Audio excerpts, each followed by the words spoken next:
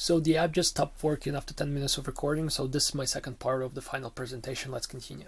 So, as I said before, Germany had to fight with Soviet Union on the east and with Europe on the west, and this is why the death count is so high as 7 million. On the other hand, we have Canada and the United States, which mostly fought in Japan and not in Europe, and that's why the death count here is less than here. So let's close this and we will still compare it a little bit later. But now let's talk about the amount of money spent by countries and the percentage of GDP. So, history. Germany starts the war in 1939, have funds on military, right? Then 1940, Russia joins the war, and the funds go up as twice as the first year. So each year in Germany, funds go up and up until 1945. What happened in 1945? Well, you guessed, Germany lost. But if we compare the amount of money spent with the percentages, we can see, well, logically, they went up too. Well, logical. But in 1944, Germany was spending 95% of its GDP, which is almost 100%. All of the money they earned, they spent on military.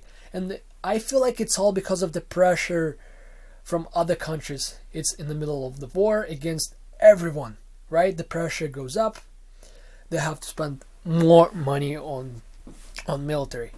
So the next country is United States, because you know what? It spent almost twice as much, twice the amount of Germany's funds, right? And at the same time, well, as you may know, United States joined the war in 1943. That's why it went up here. But it spent as twice the amount of Germany's funds. But at the same time, it only spent how many? Like 40% of GDP, which is, well, still high, but it's not as high as 94%, right? So I feel like United States was spending a lot more money, but at the same time they felt super comfortable. So, and Russia, which was Soviet Union at the time, is also interesting because they joined the war in 1940 and they were spending a lot of money, but less than United Kingdom, United States, Germany, they lost 20 million people. 24. Yeah, 24, but huge number. Well, there's no data for the percentage between here and here, but I was surprised that Russia, Soviet Union only spent 13.6% of GDP on war.